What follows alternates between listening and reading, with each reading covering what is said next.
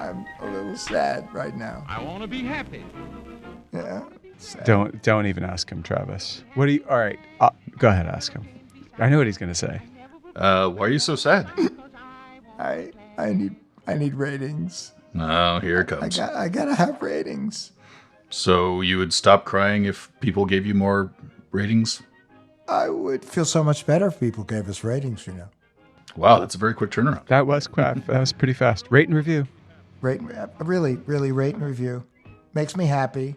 Give the show 5 stars and 5. That's 5. Not 4. Yep. Not 6. No, just 5. 5's good. I like 5. Adam. In all seriousness, it really helps people find the show, and we love to see your feedback. He never will cry, he never will sigh, 'cause he wants to be glad.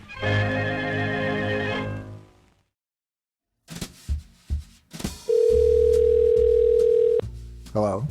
If you don't stop bothering me about ratings, I swear to God, you're making me lose my mind. I need ratings. Ratings. For what? I don't want to be underrated. I don't need ratings. I personally have plenty of good self-esteem around this show. I think we're doing a good job. We need people who listen, who say, hello, I love you. For what? Don't you want to be loved? I want to be loved. We are Don't you love me? Podcast lovable. No. If you're listening to this really pathetic thing right now and you want it to stop, the easiest way to make that happen is to review the show and rate it on Apple Podcasts. He's not going to stop. Your head. He won't quit. This is our moment. We need to have rate the show, please. Okay, Adam, what? Knock it off. Adam. Bo? Hey, Travis. Yes. I see we're all here. Oh. Well, where else would we be? I don't think of you being all there, so I don't know what. Fell into my trap. So Apple lockdown tells me something very interesting about the world today. But before I tell you what it tells me, Travis. Yes. Spock, why don't you tell the listeners, our nice listeners, about what Apple Lockdown does? Apple Lockdown is meant to be a security setting for your iPhone that will prevent it from getting any zero-click malware, specifically the Pegasus malware that we've seen a lot of headlines about. In today's Tech Bites, Apple's new effort to protect iPhones. Lockdown mode is meant to shield high-profile users like politicians from state-sponsored hackers. It turns off several vulnerable iPhone features, reducing the number of ways that hackers can attack a target. Pegasus is spyware. Think of it statecraft spyware. So, like Jason Bourne would slip this into your phone, like a I don't know. I don't know, because I'm watching Kravis is crinkling his eyes, which tells me he thinks it's something different than we're saying. It is spyware. It's spyware on steroids. It is really just in a league of its own. Excuse me, but like bodybuilder on steroids. It's still a bodybuilder. Sure. I mean, potato, but this is something where it says zero-click malware. Tomato. And Agata Davida. So listen, but why do I care about spyware? Oh, I rhymed.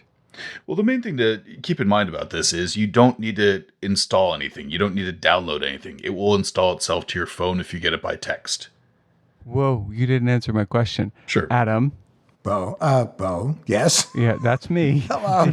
Why, like, none of us really need to be too concerned about spyware. Pegasus was developed in Israel. It's a very famous software that was developed specifically to spy on reporters, journalists, movie stars. Dissidents. But more like dissidents, like Adam said. Yeah. And so I don't see myself as I may be a lot of things, but like of interest to a government is not one of them. Speaking on behalf of your government, Bo, let me just tell you, you're of great interest to us. Oh yeah, for my piddly little tax. There was like this great line from the movie The American President where it says, "She's got an FBI file," to which the senator responded, "My mother has an FBI file."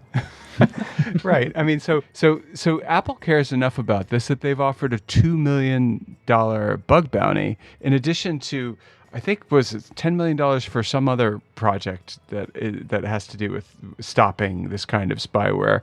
But they're really concerned, and their answer is to lock your phone down, which, like, how is that different from just turning your phone off? Well, the main thing about the lockdown mode is that it prevents most incoming forms of communication for your phone. So that means even if your phone... No, that's not true. It prevents most incoming forms of media that can infect your device. Right. Yep. Important distinction. Yeah. But it also means that if you say plug in your phone into something, into a device, that on lockdown mode, that does not allow that to connect. So, Adam, I had this vision of like a submarine, like sealing its, its little turret and pumping the water out and going underwater as lockdown mode. But that's not it at all. All it is it's actually a functioning mode so that you can use your device without fear of somebody hacking you with Pegasus. I still think it's bonkers that anyone needs that. I just don't see myself ever using that feature. Well, the issue is not whether you're going to use it or not. The issue is whether someone can get through lockdown mode, which Apple says they can't, in order to crawl into your phone for the purpose of spying on you. So this is for like James Bond, for example. He's the Pegasus guy. He's the guy that's going to get this thing. Well, in the movie Goldfinger, there was a button in his car. And he said, whatever you do, don't touch the button. The button was the lockdown mode? What was it? No, the button was the ejector seat. And oh. So he needs that. I don't. I mean, that's yeah, I my mean, takeaway. if he didn't like someone sitting next to him, they weren't wearing the right perfume, whatever it was, he could press the button and psst, they were gone. No, but I get it. And you have, but with this lockdown feature, it is that button for the person you don't want to have sitting next to you, which is, in this case, a spy. But, this stuff does have a way of trickling down, Travis? Yeah, because as soon as you know that there's the possibility of zero-click malware out there, that becomes a very enticing idea for folks, just because they can say, all right, it's possible. We know someone's already made this. How do we make this on our end? Just like when people talk about the government wants a back door into your Apple phone or whatever, the issue is always, and what if the government gets breached and that information gets out in the wild? It goes, since we're dealing with malware as a service, software as a service, that people are taking it, tweaking it, and making it more and more user-friendly, making it easier, a lower barrier of entry for anyone who wants to do this kind of stuff. So it's all about lowering the barrier to entry. And the idea that there could be a kind of low rent Pegasus, and I think Pegasus is very expensive, would be appealing to your garden variety stalkers, and that's or identity thieves, hackers. A lot of people would be interested in this stuff. Angry ex-spouses, stuff like that. It would be nice though if there was something other than just blocking all the turning your smartphone into a semi-dumb phone. Yeah, I mean, it's technically the equivalent of just turning your iPhone into a ham radio and just saying that, now it's secure. I know, it's not quite that bad.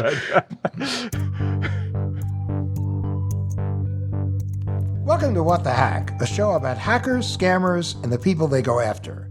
I'm Adam, virtual velociraptor.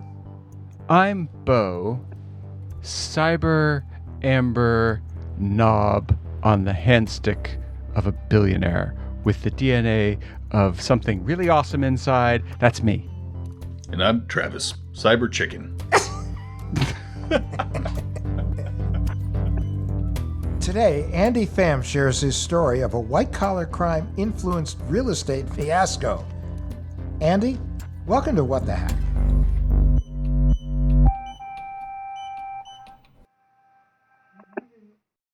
Today's episode is brought to you in part by Zapier. Zapier. What does it do? Zapier is this really cool online program that lets online apps communicate with one another, and it lets you automate tasks. The average Zapier user saves over $10,000 in recovery time every year. And that's why, believe it or not, there are 1.8 million people and businesses that use Zapier to streamline their work. Really, if there's anything online that you get sick of having to do over and over and over again, and you think, boy, if there's only a way to automate this and not have to go through this process, Zapier will have your back. You guys know that I have worked a lot with coding in the past. And my personal favorite type of coding project is one where I don't actually need to write any code. And Zapier allows you to do that. There's no coding involved. Either of you could just jump right in and start automating tasks on your end with no prior knowledge required. Wait, even me? Even you, Adam. Oh my gosh. See for yourself why teams at Airtable, Dropbox, HubSpot, Zendesk, and thousands of other companies use Zapier every day to automate their business. Try Zapier today at zapier.com, zapier.com/WTH. Is that free? Did I see free? It is free. That's zapier.com/WTH.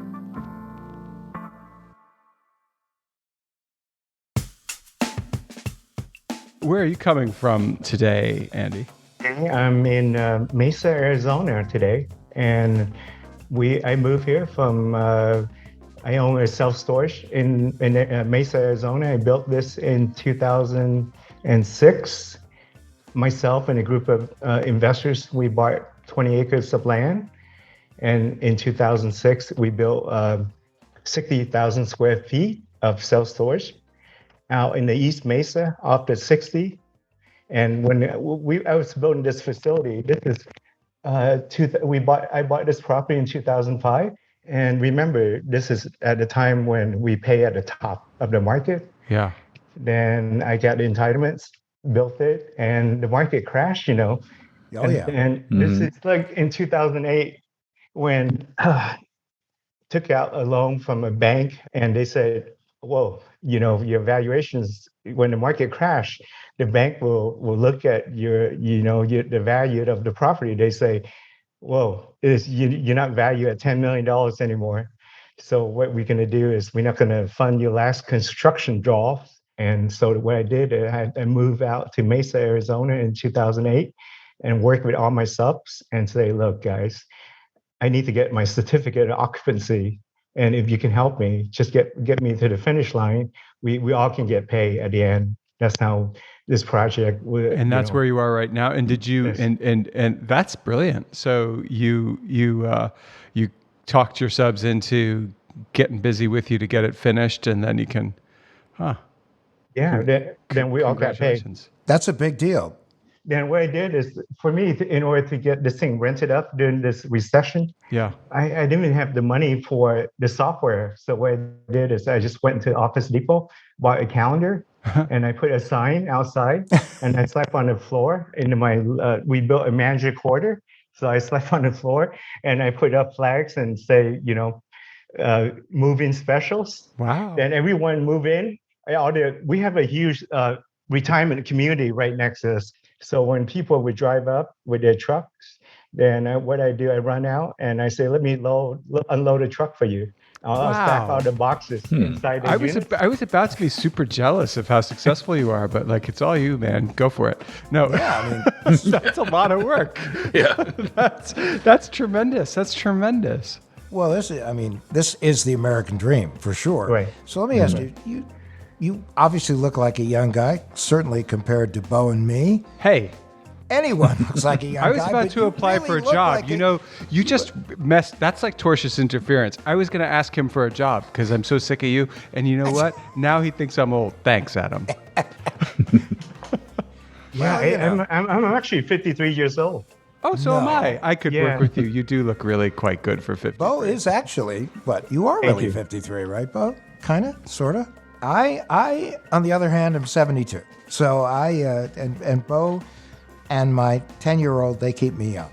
And Travis just sits is there going, 23. No, I he's can't believe I'm working with old people like this. Oh, but- please. I think No, you were everyone's asking. been assuming I'm in my 40s since I was about 5. So Well, it's that voice of yours. So, but so you're Andy, gonna- let me ask, have you always, has this been is real estate your thing? Have you always done real estate or? So when I came here, I came to America in 1981. So from Vietnam. So my parents, in 1980, my mom put me on a boat this is after when the United States pulled out of Vietnam in 1975. Oh yeah. Yeah. So we didn't. My dad was in the South. He fought for the South. So he decided he's not going to leave when my grandmother and her family, my mom's side, decided to leave with the Americans in 1975. So I lived under communism for 5 years. So at 10 years old, during this time in Vietnam, there was a war in Cambodia in 1980, and she didn't want me to fight, to go join, because in Vietnam, when you're 18, you have to join the military.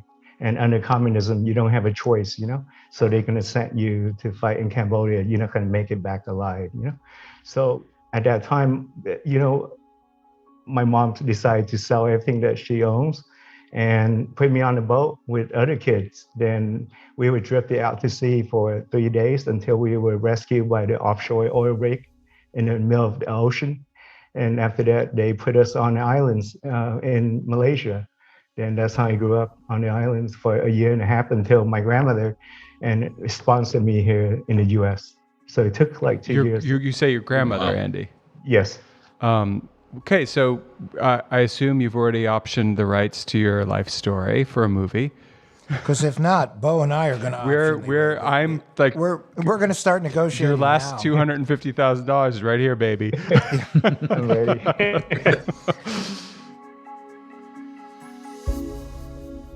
You landed here at 5 and immediately started doing real estate. There must have been something else. No, I landed when I was 11 years old in 1980. Okay. Yeah, 1981. See, that's incredible. It's also still a little young to do real estate. So where did you move? Where was your grandmother? We grew up in the San Fernando Valley. Oh, Granada nice. Hills. Lovely. Yeah. What did you study in college? I studied political science. Okay. Yes. So did I. And was that something that you were able to leverage into real estate, or was it just sort of parallel interests? Well, it's just I thought, I want to be a politician, run for political offices.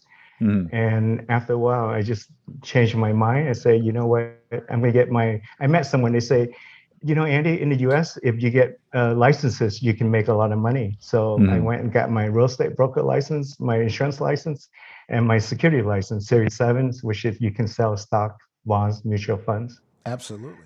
And how old were you when all this was happening? You Yeah, really. quite the I'm go-getter. just feeling very, very unaccomplished right now. I was like 19, 20 years old. Yeah, put us in our place here. You come to our living room and I was, basically, Adam, I was thinking he was talking about running for office, and I was like, just like Adam. And then he was like, and I got all these licenses. I was like, not just like Adam. not like Adam.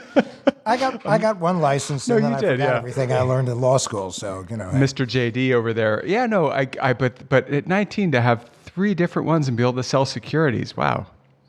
that's awesome. I mean, that's again, people aspire to that. You did it. You did it. Making us look bad over here. So, Andy, we joke, but we do know that you did have a rather super annoying experience that you came here to tell us about today. Yes.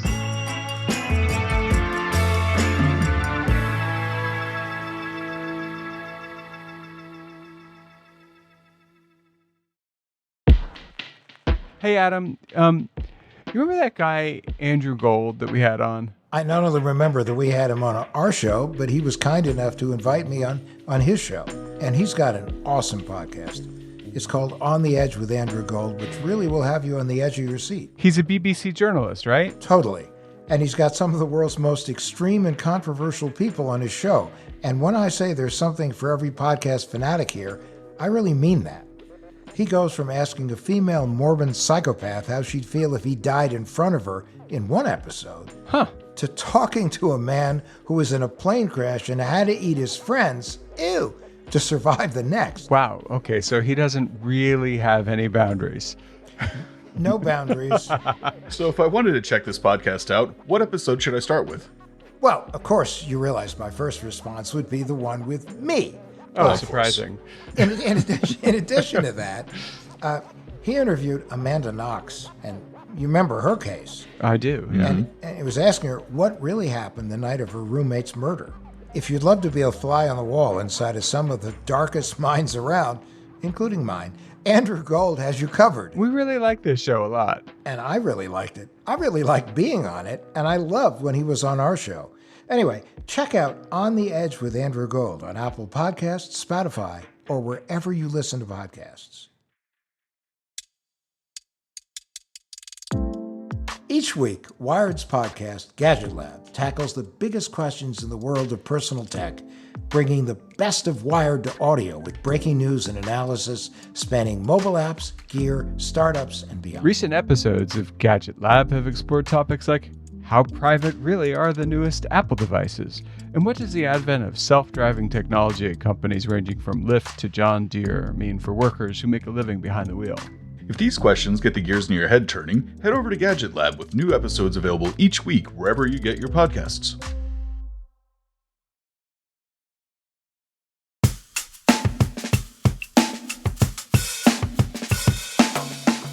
In 2005, I moved to Vegas. I did a project in Vegas called Caballos de Oro. So in 2005, with 84 investors of mine, we bought a piece of land northwest of Vegas. And this is, in 2000, you have to go back in 2004, I bought a piece of land, 5 acres in the southwest of Vegas, and we flipped it for 4.5 with entitlements, with approved set of plans that a builder can build. This spot, I'm not that familiar with Las Vegas, and for our listeners who may also only have a kind of main strip sort of understanding of Las Vegas, where was this property and what was it like? So, as you know, Vegas is like, you just think of it like a quadrant. There's 4 quadrants. Right. So you have Las Vegas Boulevard runs in the middle, Yep. and you have northwest, northeast, and you have southeast, which is Henderson, and you have the southwest, that's the up and coming, where you have the Red Rock Casino. So I'm like, we are like in the Summerlin area, northwest of Vegas.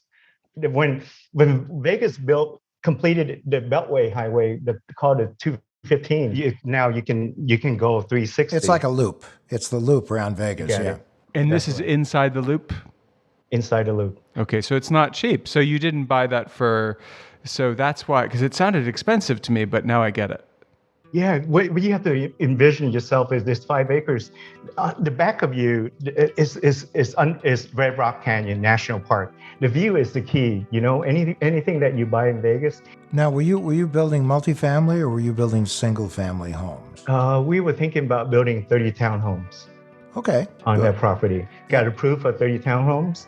Then so this is 2005. So I paid $5 million. Yeah. It took like 16 months to get approval because in 2006, 2007, the city of Las Vegas was very busy with this major developments. So you have to get a zone change and you have to get approval for the entitlements.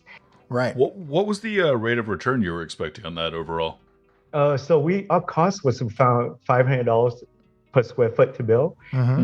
Wow, that's not cheap. No. So you were building nice, and really nice that's townhouses. in 2005. So that's Yeah. That's right. And we project to sell for $1,000 a foot. So Wow, that's also double. not cheap. I guess, as someone who knows absolutely nothing about real estate or development or anything like that, I think what they have to wonder is, you obviously start off with a lot of research here, but how do you pick the spot? Like, why Las Vegas specifically, or why the Mesa, Arizona? Okay, because you have to look at where the growth is. And Vegas in 2005 has the longest growth in history. With real estate, people are moving there. The key for Nevada is there's no state tax. Right. So you have a lot of Californians are moving there. You're going to save 11% in taxes if you make over $250,000 per year. right. Right. So that's where we saw the growth in all the Sunbelt states like Nevada, Arizona. Cost of living in Arizona is a lot cheaper than California. Yep. And you have the huge growth in Phoenix area right now in the last 5 years. Well, yeah, people have That's the been reason why. pouring across the border. That's right. You know, when we started our company, part of the reason that we came to Arizona is there was a huge pool of very qualified fraud experts because all of the major financial institutions had moved their fraud centers from the San Francisco area to Arizona for taxes and work rules. So there was Arizona was kind of like the Wild West in those days. In terms of being the Wild West, were any of those regulations in place for, say, like anti-fraud or anything, or was it just more red tape? No. When we bought the property in 2005, when you buy a property, you usually buy in an LLC, right? Or a C Corp, or S Corp, because it's number one is LLC is limited liability corporation. It's the pass-through corporation. So you insulate yourself for a liability reason. You don't want to buy in your name because if someone walks across your property, he gets injured. Now you get sued. He can bring you in. At least an LLC is a separate entity, and you insulate it from legal liability. All right, so you create this LLC, and Right. you put the property in it, right? Right. Then what? Then got it approved for 30 townhomes.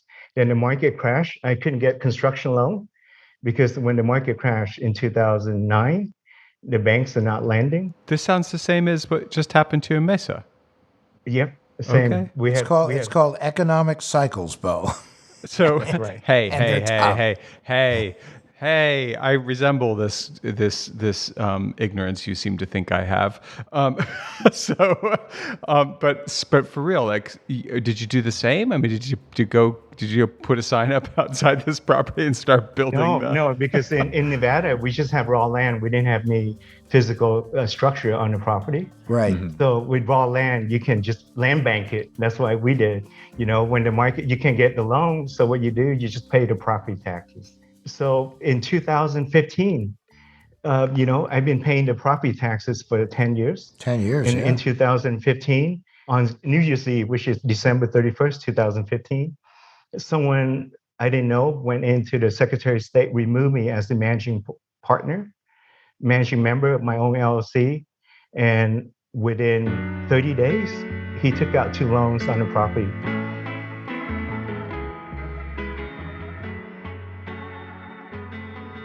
He went out and used the property as a collateral for 2 private lenders who he borrowed against, use the land as collateral. So he borrowed, $1.7 million.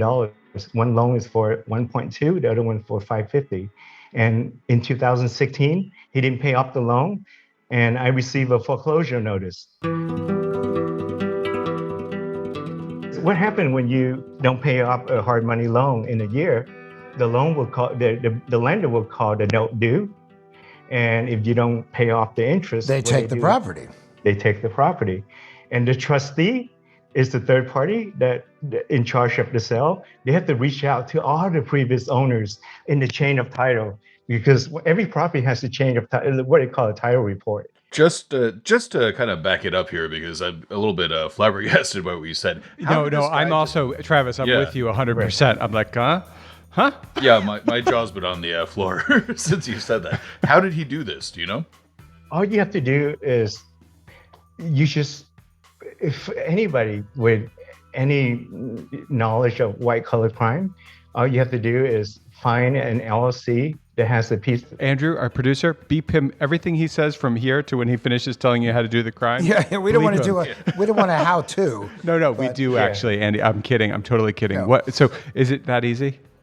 Very easy, because the Secretary of State of Nevada, their charter, when they was established by the people of Nevada, the citizen of Nevada, they're just a middleman. They don't verify anything. Anytime that you form an LLC in Nevada, that's how people do it. They submit the articles of incorporation to the state, and the state just accepts And it. the state goes, yeah, whatever you say. Boy, howdy, Adam. Yeah. I guess you, Travis, and I are going to have to set up some LLCs in Las Vegas. But do you know if they did it like in person or electronically, or like Right is now. it really just walking right out and in and saying like, "Hi, I'm now the head of this." Yeah, what you do is go on the Secretary of State's website, and for $150, $175, you can amend the list. You can amend the list of managers, amend the physical address of the business. It's so easy, and all you have to do is, if you're a crook, there's like a disclaimer say, if you commit this, it's going to be Class C crime, but no one cares, you know? So they have a clause saying, "Are you a crook?" And then you Are just you a say, crook? You don't know. No, I'm not a crook. not me. That's right. No. I'm just a guy who owns this property. I'm Andy Pham, as a matter of fact. Yeah, that's the ticket. right. But he changed. Yeah. But he changed the name completely, right? Yeah, what he did is just remove me. Oh, geez. Adam, remove me as a managing member. You know, when you remove somebody as a managing member, you put yourself in there, now you have the authority to act on Totally. behalf of their company. But okay, I have a question, Adam. So yeah. I love your house in Phoenix. Andy, can you help me? I just want to remove him from it. And no, you can't help me. How come this guy could do it? I don't get it. Like, See, the bad news in my house in Phoenix, it comes with my wife, and trust me, like a hawk, she watches everything. she would, and also she's a boxer, so she would really probably Yeah, she would not a hurt- dog oh. either. She like Muhammad Ali style. She punch she you would right- hurt you. No, but She would hurt you. no, but for real, like how come? Obviously, I can't just walk over to whoever the authorities are in Oregon where Travis is and say, I'm taking Travis off of the deed of his house. It's my house now. You could probably swing it, to be honest with you. Yeah. In fact, Travis is ready to negotiate with you right now. So Yeah, no, I don't want his house because he doesn't take care of his lawn. But It's spotless. One of my neighbors just helped. I'm wondering, True no, for story. real, there are no protections. You never got a note from them saying, hey, interesting that you're no longer on here, or by the way, you're no longer on this charter or whatever. So the guy did this on New Year's Eve, right? Which is nobody's watching December. on New Year's Eve, and it's That's Vegas, right, for New heaven's Year's sake. Eve.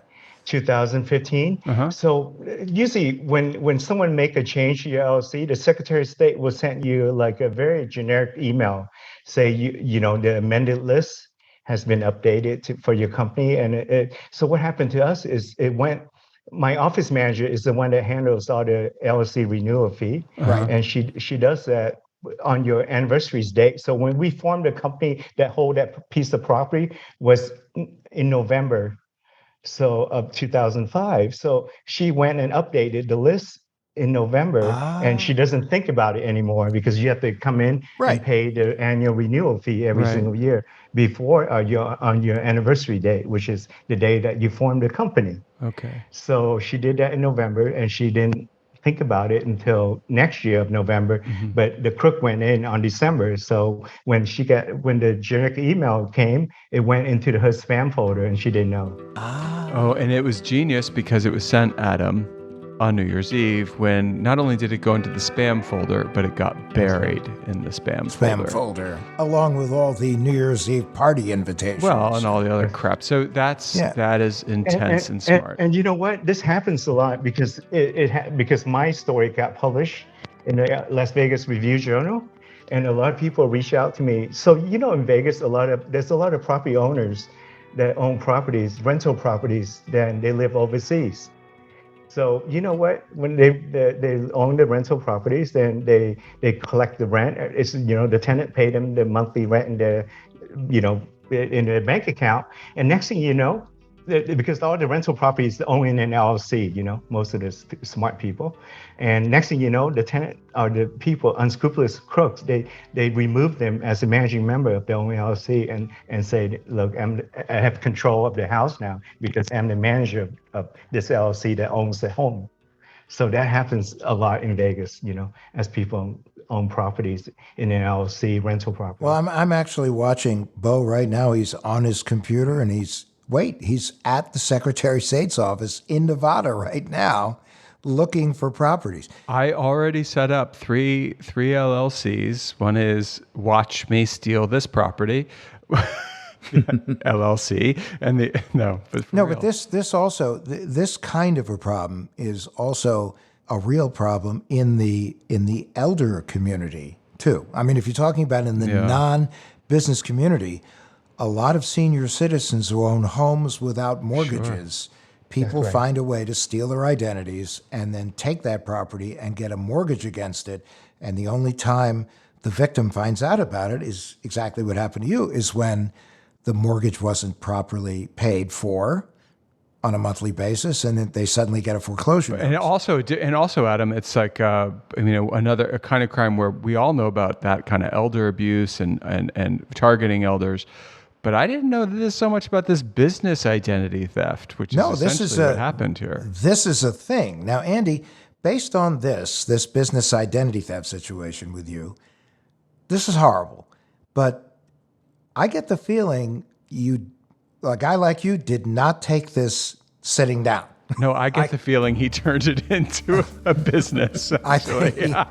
He was like, this gives me an idea. Yeah.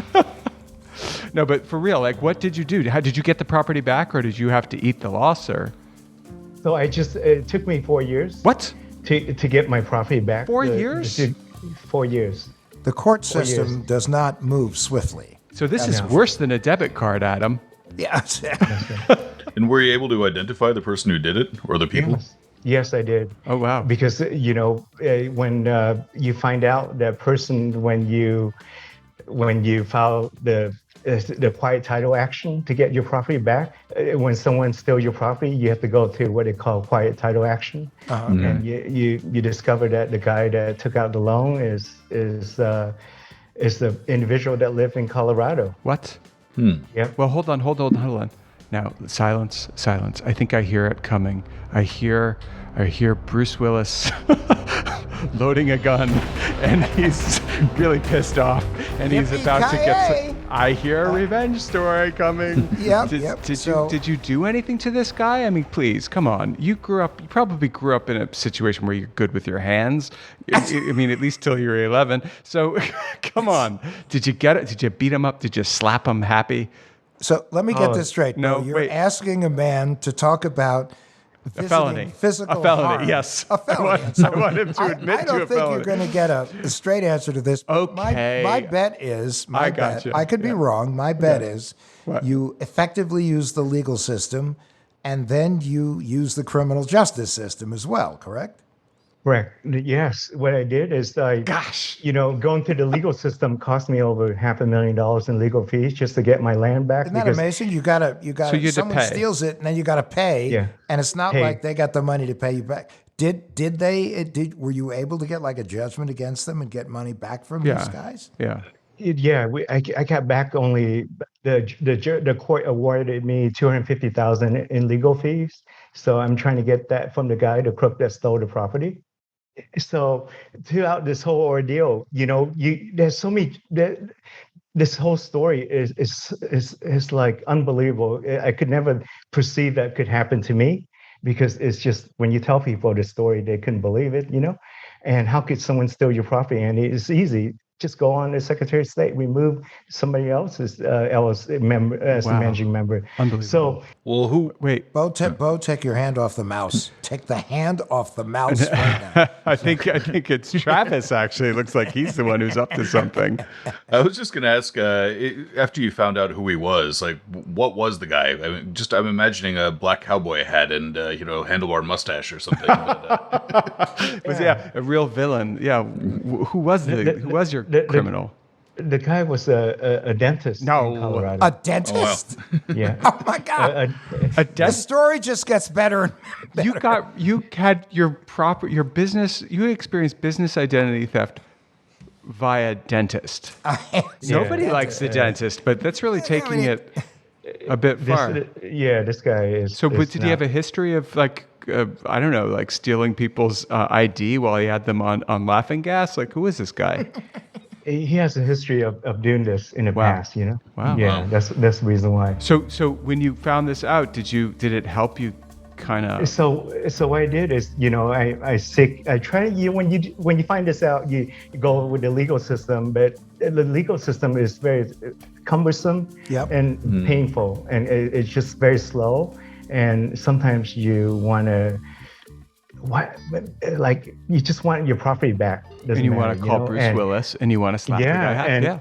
And for me, the thing that I want to do is try to shame this person because that's all you can do, Right. So what I did is when the story got published in the Las Vegas Review Journal, I flew up there, and in high school, you read a book called Scarlet Letter. You want to shame this guy, Yes. Okay. Okay. and hand out newspapers. So you were going to And put a scarlet letter on this dude? Wait a second. right. Now, this is the man, Adam, who, when he couldn't finish his project in Mesa, moved to Mesa and started to help people unpack. So I'm kind of guessing we're going to get a call back here. This almost reminds me of, there was a movie many years ago called Marathon Man, starring Dustin Hoffman, and there's a scene in the movie where they're trying to get him to give information, and he's innocent, he knows nothing, and they put him in a dentist chair and they take a drill and they just start drilling his teeth.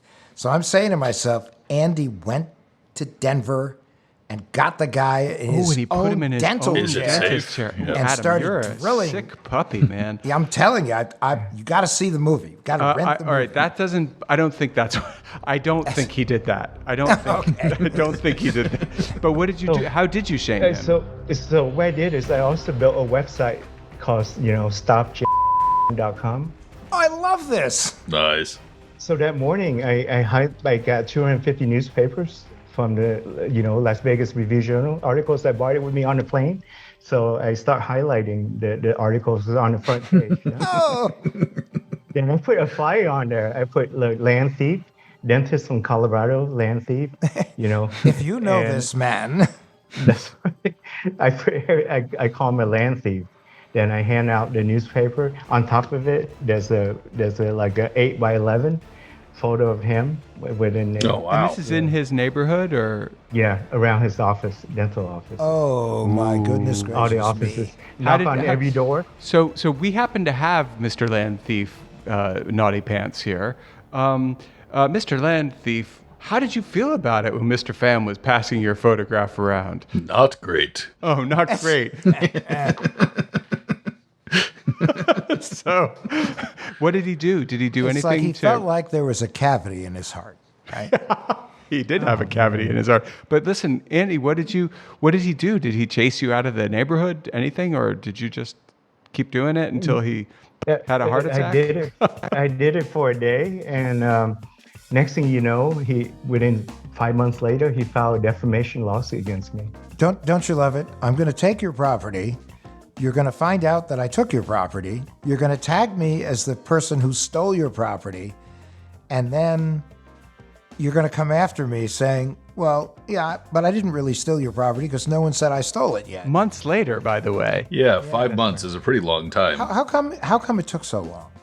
Because he waited for me, he waited for the website, he waited for, other things that he couldn't get me for the defamation. That's the reason why he waited out. And because I went to the police, I went to the FBI, I went to everybody asking for help, and nobody helped you. They say, just go, this is a civil matter, you have to go to the legal system.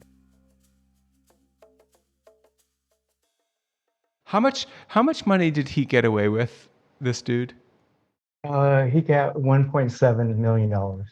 But did they ultimately did the financial institutions go back after him at all? Since when it was... No, because we subpoenaed all the bank records when the money came through from escrow, when the lenders loaned the money, subtracted their points and their fees, then it went to the Bank of America.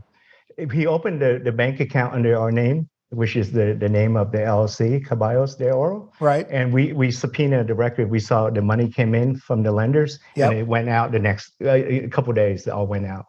He paid it off. He loaned it to himself. He took out money paying off other people. It went to all like the crooks that. But then, did the lenders ever get the money back at all?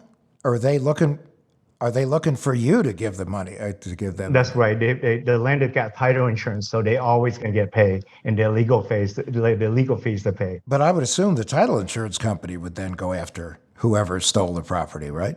Yeah, the title insurance. So throughout this whole ordeal, one thing I learned is the title insurance, they don't want to sell until they drag you, until you go bankrupt. They want you to sell the property first before they pay out whatever the liability is. All right, so the bottom line is you have your property back, right? And the money, they've given up, so they're not coming after you for the money, right? No, I didn't get the money because I didn't. Because you didn't take the money. It yeah. wasn't yours. Yeah, I to didn't begin take the with, money. Yeah. So that was their is- loss. Or whatever. They had to That's go right. claw that back.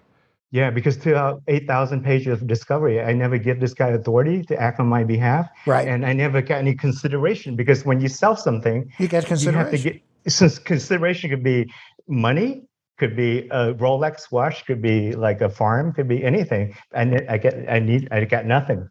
So there's no way that they can say, okay, Andy, you got some money. I didn't get anything. But Bo's got a tractor, by the way, that he'd like to give you as Oh consideration. no, I'd be happy. I'd be happy to help you just so that you let me in on the entry level on whatever you do next. But just as a friend. But I would say here, my tractor is in Connecticut, though. I don't know. It might be cheaper just to buy one in Nevada. The question I have is, you seem like a sane individual and a kind guy. You look like a nice guy.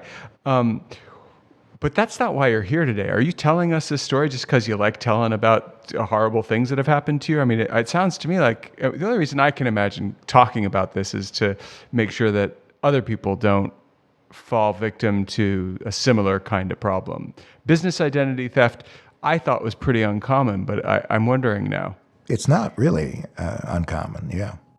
That's right. Adam is right. Because you live in 20 years ago when all the state digitized information, they didn't put safeguards for business owners. And most of the business owners, small business owners, and you think about when you form an LLC, you think outside, out mind. I have to worry about my employees. I worry about how many can meet payrolls. No one cares about the LLC. Now with the crooks, they know that they can go online and for $175, you can amend the list and hijack the company and take out credit on the business, and you never know. And if you do it during the time of year when someone's not looking. That's right. Or if you get your email address compromised somehow. That's right. Oh, imagine that if they just hack into your email so they know that when that email is coming, they can just grab it and you never see it. Yeah, one reused password. Wow. But I also feel, understanding your story now and understanding your life history now, this doesn't just end with you getting the property back and you're going on your merry way. I get the feeling you've used this as an opportunity to help other people. That's right. So what I did is, when you go into a really traumatic experience in your life, you want to see, okay, what's my purpose? So you say, okay, why did this happen to me?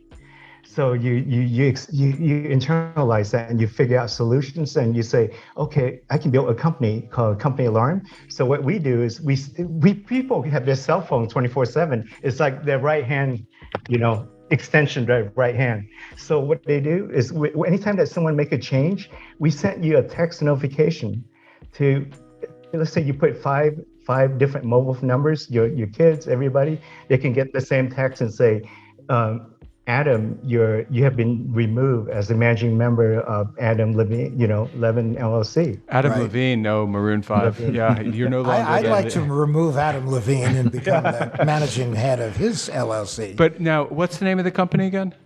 It's called Company Alarm. Company Alarm. And does it operate by monitoring these Secretary of State transactions? That's right. Is it all secretaries of state or just the state of Nevada? 28 states we are in. 28 states. Why not Connecticut? Please say Connecticut. Are you in Connecticut? No, We need you. We need you. Secretary to be in of State in Connecticut. You should be listening. So is that just like you is? So what? How does that work? You get meetings with them and then you sort of figure out. They try to figure out whether or not they need you, or how what's the arrangement? So what we do is Nevada. We have we built our software to monitor the data in the back. When you form an LLC, you have your physical address, your managing member, your name. Then we have that field. Then our software, when you sign up with us, our software will verify that information. So when you signed up, you have those fields that you filled in. Then you say this is correct. Then every 4 hours, we monitor the state's website. If there's a change in one field, like your name, then we will notify you Every 24 hours, you say? every 4 hours. Every Every 4 4 hours. Yeah. Jeez. And so is that like a automated script or automated technology, or do you just have to have some folks kind of sitting there hitting a refresh once every 4 hours? Or sitting in the office going, I saw you. Who are you? What did you do? Yeah, just wondering how the process works there. So in Nevada, we have, so our software, what we do is we subscribe to the FTP, the data protocol. The And file transfer protocol? Yes. Then we compare that every day, every 24 hours, if there's a change. Oh, that makes sense. So you just take the two separate files, just see what's changed, and that will give you the notification. And it's all, it's public information, so it's... That's right. yeah. You got it. This is brilliant. This is a brilliant idea. So Adam, you just figured out how we can make our next gazillion trillion dollars.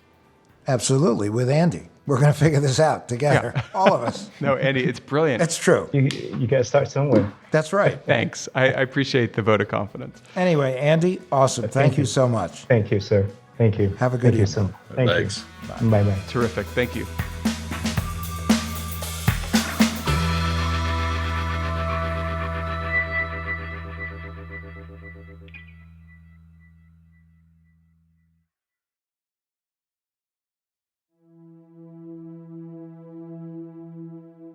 Holy Dude.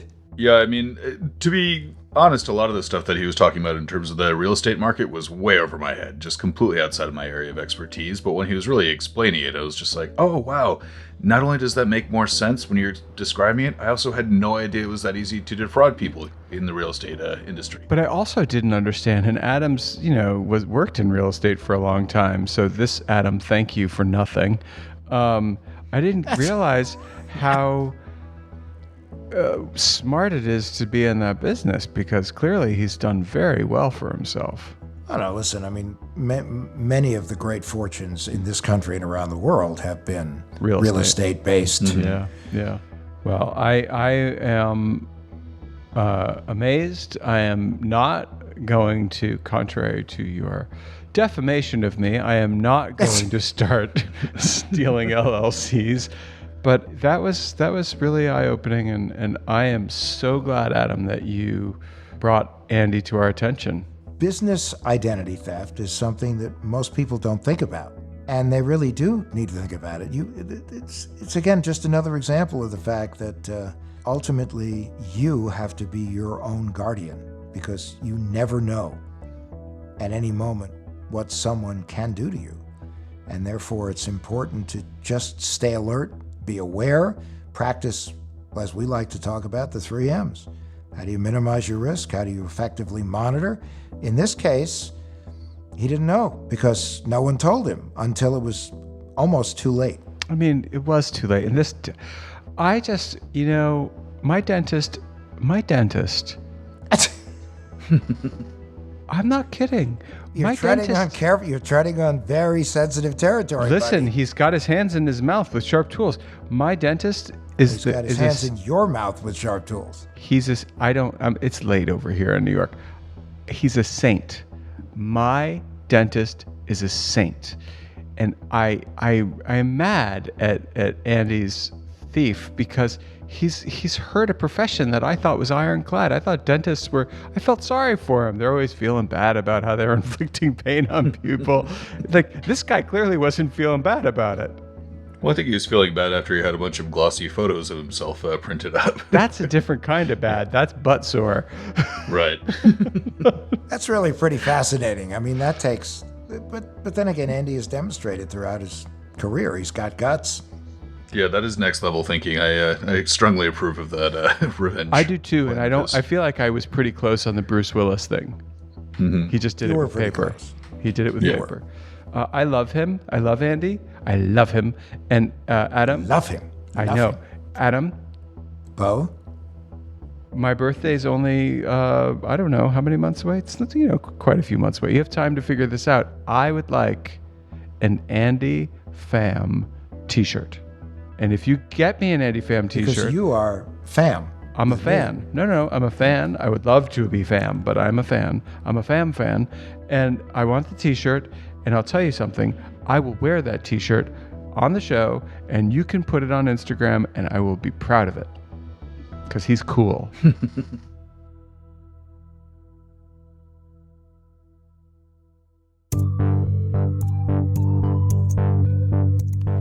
What the Hack with Adam Levin is a production of Loud Tree Media. It's produced by Andrew Stephen, the man with two first names. You can find us online at loudtreemedia.com and on Instagram, Twitter, and Facebook at Adam K. Levin.